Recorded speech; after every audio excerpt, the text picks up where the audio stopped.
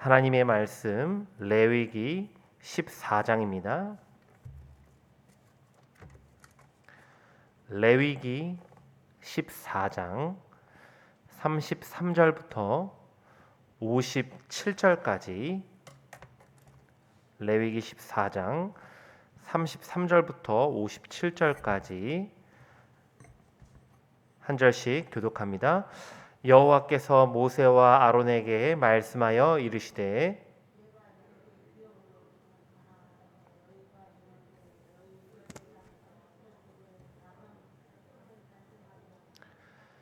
그 집주인은 제사장에 가서 말하여 알리기를 무슨 색점이 집에 생겼다 할 것이요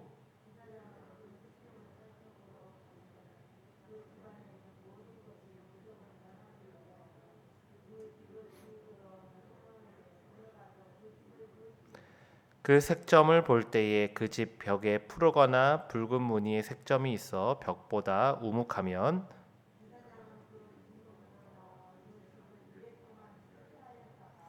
이래 만에 또 가서 살펴볼 것이요 그 색점이 벽에 퍼졌으면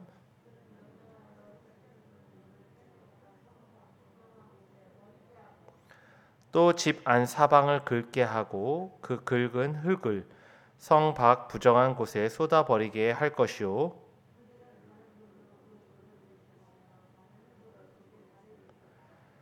돌을 빼내며 집을 긁고 고쳐 바른 후에 색점이 집에 재발하면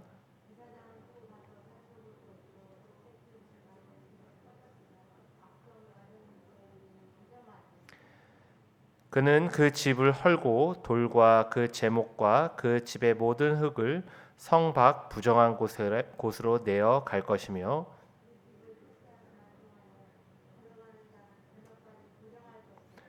그 집에서 자는 자는 그의 옷을 빨 것이요 그 집에서 먹는 자도 그의 옷을 빨 것이니라.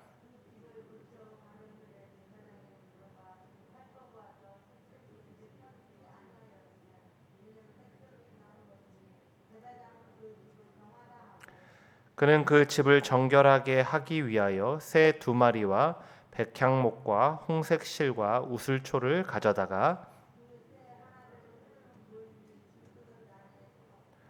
백향목과 우슬초와 홍색 실과 살아있는 새를 가져다가 잡은 새의 피와 흐르는 물을 찍어 그 집에 7번 뿌릴 것이요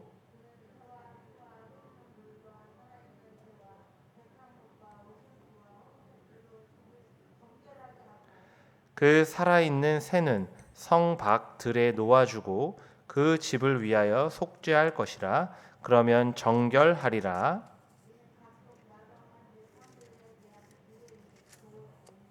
의복과 가옥의 나병과 함께 봅니다. 어느 때는 부정하고 어느 때는 정함을 가르치는 것이니 나병의 규례가 이러하니라. 아멘. 집을 정결하게 하라라는 제목으로 말씀을 나누도록 하겠습니다. 오늘 본문은 13장부터 이어진 이 나병에 대한 부정함의 선언 그리고 정결하게 하는 의식의 마지막 부분인데요. 특별히 오늘 본문에는 집에 생긴 나병 색점을 진단하고 정결하게 하는 과정이 소개되고 있습니다.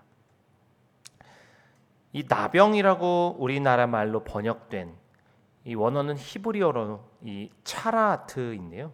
차라트. 사실 이것이 나병과 같은 말이죠. 오늘날의 한센병을 가리키는지에 대해서는 학자들 사이에 논란이 있습니다. 최근에 밝혀진 바로는 한센병이 잘 전염되지 않고 그 증상이나 강조점이 이 레위기에 기록된 차라트와 다르다는 견해에 더 무게가 실립니다. 그래서 여러 성경들이 이 나병이라는 번역보다는 다른 번역을 선호하는데요. 예를 들어 NIV 영어 성경은 이 전염성 피부병이라고 번역했습니다. 이 외에도 악성 피부병, 전염 질환, 혹은 만성 피부병 등으로 번역되기도 하는데요. 저는 이 차라하트 이게 한센병이냐 아니냐는 그렇게 중요하지 않다고 봅니다. 그보다는 이 병이 전염성이 있느냐 없느냐 이게 중요하다고 생각하는데요. 이것이 레위기가 그 병을 격리시키는 핵심적인 이유이기 때문입니다. 현대 의학에서는 이 한센병이 전염성이 높지 않다고는 하지만 그렇다고 전염성이 전혀 없다라고 하지도 않습니다. 고대 근동 시대에는 이 한센병이 전염되는 사례가 많았을 수도 있고요. 많지 않더라도 그 당시에는 병 자체가 워낙 치료가 불가능한 무서운 병이었기 때문에 감염에 대해서 극단적으로 조심해야 할 상황이었을 수도 있습니다. 어쨌든 이 차라하트가 한센병이든 아니든 성경은 전염성을 가진 피부병을 가리키는 것만은 분명합니다. 그런데 문제는 오늘 본문에 등장하는 차라하트인데요. 오늘 본문 34절에 보면 집에 발생한 나병색점이라는 표현이 등장합니다. 집에 발생한 나병색점. 사람의 몸에 생긴 전염성 피부병을 가리키는 단어가 이 차라하트가 건물에도 사용되고 있는 건데요. 오늘 본문은 아니지만 13장 47절에 보면 이 차라하트라는 단어가 옷에도 사용되고 있습니다. 의복이죠. 옷. 전염성 피부병을 옷이나 건물에도 사용하고 있는 거죠. 이걸 어떻게 해석해야 될까요? 대부분의 주석가들이 옷과 건물에 사용되는 이 차라하트는 피부병이 아니라 곰팡이라고 해석을 합니다. 옷에 생긴 곰팡이나 건물에 증식한 곰팡이균을 뜻한다는 거죠. 하지만 저는 이러한 해석이 성경의 문맥과 잘 어울리지 않는다고 판단을 하는데요. 지금 레위기 13장과 14장은 전체적으로 전염성 피부병에 걸린 사람의 이 진단과 처리 그리고 회복과 정결 문제를 다루고 있습니다. 그런데 중간에 갑자기 그것과 별로 상관이 없는 곰팡이균에 대한 이야기가 나온다는 게 별로 설득력이 없다는 거죠. 심지어 오늘 본문 49절부터 53절을 보면 건물을 정결하게 하는 속죄 의식이 나오는데요. 이게 앞선 본문 14장 4절부터 7절에 등장하는 피부병에 걸렸던 환자를 정결하게 하는 속죄 의식과 동일합니다. 동일한 속죄 의식이 나와요. 또 오늘 본문 54절부터 57절에 보면 전염성 피부병과 관련된 모든 내용을 정리하고 있는데요. 여기서도 의복과 가옥의 차라하트가 연속선상에 함께 등장하고 있습니다. 따라서 저는 옷과 건물에 발생한 차라하트를 단순히 곰팡이 혹은 곰팡이균으로 볼 것이 아니라 이 전염성 피부병이 걸린 사람으로부터 묻어나온 균으로 해석하고자 합니다. 사람이 심한 피부병에 걸리면 당연히 옷을 입잖아요. 그 옷을 입었을 때 그 균이 옷에 묻는 것은 당연합니다. 그래서 정결 의식에서도 반드시 옷을 빨라라는 부분이 많이 강조되고 있죠. 마찬가지로 피부병에 걸린 사람이 머무는 집에도 그 균이 옷을 통해서라든지 혹은 벽에 묻어났든지 생활하는 곳곳에 묻어날 가능성이 충분하죠. 아마도 본문은 그런 경우를 부정하다 여기고 정결 의식을 해야 한다 말씀하고 있다고 저는 판단을 합니다. 왜냐하면 전염성 피부병을 가진 사람과 관련 없는, 그러니까 옷이나 집에 자연적으로 생긴 곰팡이 균을 하나님께서 부정하다라고 여기실 이유가 없기 때문입니다. 곰팡이균도 하나님이 만드신 선한 피조물이죠. 또한 옷이나 집이 부정하게 되는 근원이 반드시 사람에게 있어야 하기 때문이에요. 차라하트의 무서움은 전염성입니다. 그것은 사람으로부터 나와 옷으로, 또 나아가서는 집까지 전염시켜서 모든 물건까지 부정하게 만드는 병이었다는 거죠. 저는 이러한 해석이 13장, 14장 전체의 문맥으로 볼 때 자연스럽다고 판단됩니다. 또한 그렇게 바라볼 때 차라하트, 그러니까 전염성 피부병을 부정하다라고 선언하고 다시금 회복시켜 정결하게 하는 이 레위기의 율법 정신이 잘 드러난다고 생각을 합니다. 자, 그렇다면 오늘 본문의 건물에 묻어난 전염성 피부병균, 이것이 오늘 우리에게 주는 적용점은 무엇일까요? 사실 우리에게 전염성 피부병은 영적으로는 죄의 누룩과도 같습니다. 죄의 누룩. 예수님은 바리새인과 서기관들의 누룩을 조심하라 그렇게 말씀하셨는데요. 이것은 잘못된 교훈을 가르친, 곧 외식하는 죄는 그들의 삶 전체를 위선으로 물들게 한다라는 심각한 경고입니다. 이처럼 죄는 처음에는 아주 작은 것에서 시작되지만 그것의 전염성과 번식력은 우리 삶 전체를 충분히 잠식하고도 남는다는 겁니다.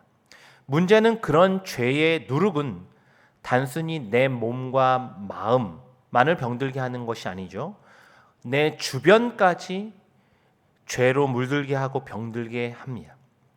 이것이 옷과 또 오늘 본문에 나오는 집에 묻은 차라하트, 곧 죄의 누룩이 오늘 우리에게 주는 심각한 경고입니다. 오늘 내 안에 여전히 남아있는 부정한 죄는 무엇입니까? 내 주변까지 병들게 하는 욕심은 무엇인지요? 이 아침에 주의 보혈로 깨끗이 씻어주시길 간구하시길 바랍니다. 혹 주변 관계에 문제가 생기거나 추진하는 일들이 혼란스러운 상황에 있으십니까? 이에 대해서 남 탓을 하거나 환경 탓만 하고 있진 않은지요? 내게 주어진 고난, 그것이 관계의 문제이든 풀리지 않는 일이든 그것이 혹 나의 죄와 욕심으로 인해 생긴 문제는 아닙니까? 물론 모든 고난이 다 그런 것은 아니죠. 하지만 그리스도인은 고난과 어려움에 직면했을 때 가장 먼저 그것이 내가 해결하지 못한 죄로 인한 결과는 아닌지 늘 점검하고 돌아봐야 합니다. 오늘 내 삶과 주변을 병들게 하는 죄의 누룩은 무엇입니까? 하늘 소망을 잃게 만들고 이 땅의 가치관으로 회귀시키는 세속적인 가치관은 무엇인지요? 이 아침에 이 모든 죄를 철저하게 십자가에 못 박으시길 바랍니다.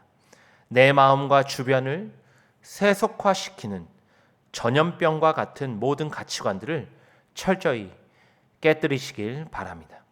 그리하여 내 마음과 몸과 주변 관계와 여러 일들까지 이 전염시키는 죄의 누룩을 완전히 청산하고 오늘 하루 정결한 백성이죠. 거룩한 제사장으로 살아가는 저와 여러분이 되길 간절히 소망합니다. 오늘 본문 34절부터 42절은 집에 묻어난 전염병균의 검사를 말씀하고 있습니다. 그리고 43절부터 52절은 그 집을 정결하게 하는 과정을 기록하고 있는데요.